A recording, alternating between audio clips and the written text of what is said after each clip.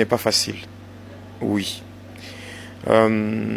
J'ai vraiment beaucoup souffert ces derniers temps avec la maladie et je profite de cette occasion pour dire merci à tous ceux qui m'ont soutenu, passant par leurs prières.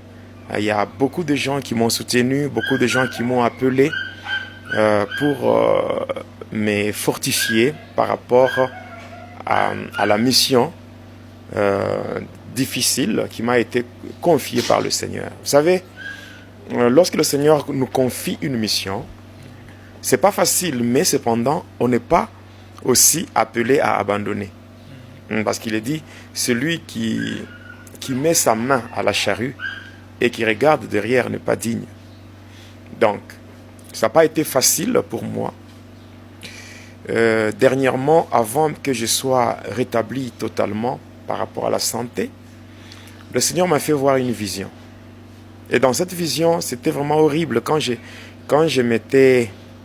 Donc, quand cette vision avait pris fin, quand je m'étais réveillé, j'ai prié beaucoup. Et voilà, j'ai prié beaucoup et quelques temps après, j'ai été rétabli par rapport à la santé. Ma santé a été restaurée.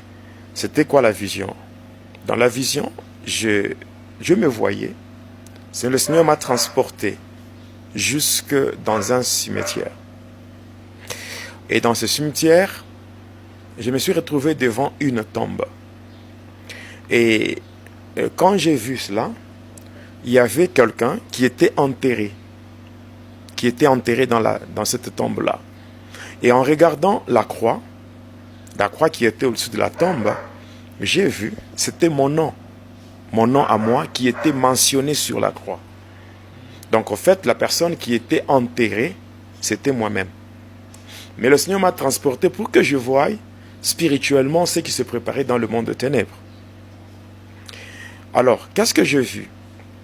J'ai vu, lorsque j'étais en train de lire ce qui était mentionné sur la croix, j'étais étonné. Je dis, mais moi, je suis là, et puis je vois que je suis mort et que mon nom est mentionné sur une croix.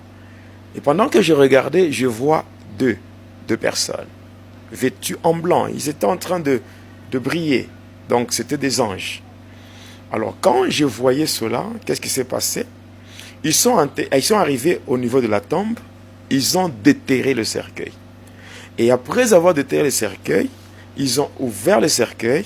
Ils ont arraché la croix. Et après, de là, après avoir ouvert le cercueil, ils ont fait sortir le corps. Et c'était un corps qui n'avait pas de vie. Et quelque temps après, quand ils faisaient sortir le corps du cercueil, le corps avait pris la vie. Et ce corps-là était aussi donc était vêtu en blanc et ce corps-là brillait comme les anges là. Et quand je regardais bien, c'était encore moi. C'était encore moi qui était sorti de cette tombe-là et j'étais en train de briller. Et je voyais ça. Donc moi, le Seigneur m'avait transporté et je voyais cette vision-là. Et après cette image était partie. Maintenant, quand j'étais revenu à moi-même, j'ai commencé à prier, j'ai tellement prié. Et c'est là que le Seigneur m'a visité pour me parler de la signification de cette vision.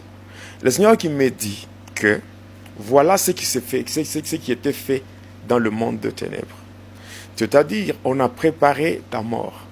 Donc on t'a même enterré spirituellement.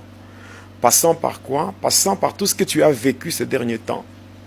Donc il y a eu beaucoup de choses que j'ai vécues.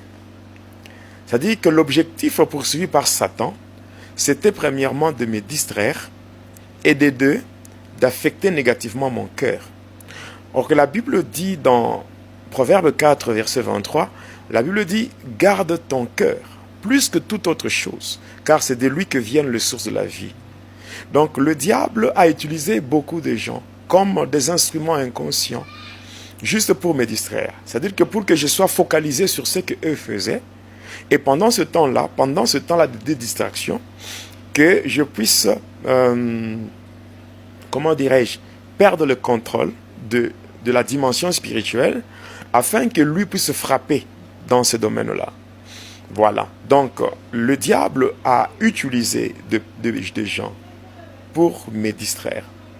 Et aussi chercher à me faire de la peine, croyant qu'en faisant cela, je serais totalement affecté négativement, et que je puisse céder.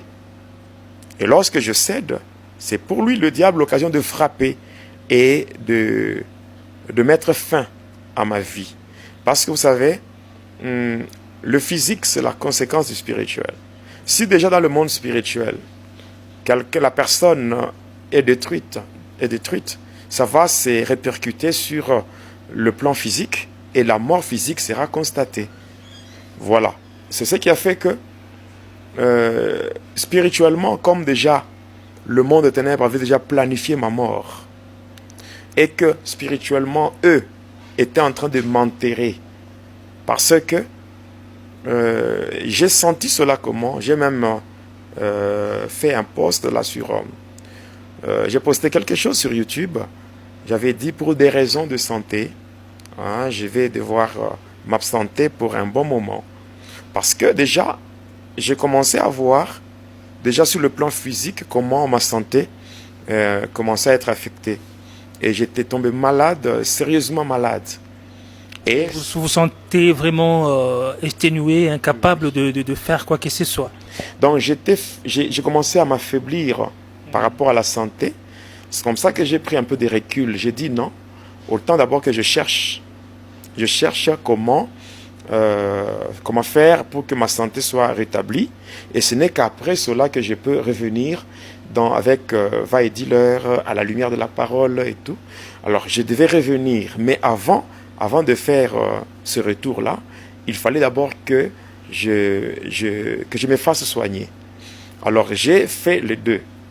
C'est-à-dire que d'une part, j'étais en train de suivre des soins médicaux par rapport à la dimension physique, et aussi je m'étais donné une discipline personnelle dans laquelle je devais beaucoup prier, chercher la face du Seigneur pour qu'il intervienne. Sachant très bien que le médecin de ce monde peut soigner le corps, mais pour ce qui est de la guérison, ça vient de Dieu. C'est par le meurtrissure de Jésus que nous avons la guérison. Et c'est comme ça que quand je priais dans cette discipline-là, donc quand j'étais en train de faire de fortes prières, c'est là que le Seigneur va me transporter pour m'amener au cimetière. Et c'est là que le Seigneur va me montrer cette tombe avec une croix sur laquelle mon nom était mentionné. Et après, il y a eu ces anges-là qui sont venus à deux, qui étaient vêtus en blanc et qui brillaient. Et quand ils étaient là, ils ont déterré les cercueils. Et là, ils m'ont fait sortir. Et quand je suis sorti de là, j'ai vu que quand j'étais sorti du cercueil, j'étais aussi vêtu en blanc et j'étais en train de briller. Oui, maintenant, quand le Seigneur me parlait de toutes ces choses, il me dit, mais Jonas, écoute, je te donne l'autorité. Le plan qu'ils ont monté contre toi n'a pas marché. Le plan qu'ils ont plané, donc ils ont monté, vraiment, ce plan est déjà neutralisé. Tu es là, tu es en vie et tu dois continuer avec la mission que je t'ai donnée. Alors, tu dois continuer avec la mission que je t'ai donnée. Et donne-toi maintenant une discipline. Une discipline. Avant de faire quoi que ce soit, même si quelqu'un t'appelle pour te dire, voilà, il faut qu'on fasse un travail, prends d'abord le temps de me consulter moi-même. Je te dirai si c'est ma volonté ou pas. Vous voyez, le début de toutes ces polémiques-là qui se sont passées, c'était le fait de ne pas consulter Dieu. C'était le fait d'accepter, parce qu'on s'est présenté auprès de moi que non, je suis un homme de Dieu, Dieu m'a dit. Alors, le Seigneur m'a interpellé par rapport à cela. Donc, c'est comme maintenant là, il y a un travail que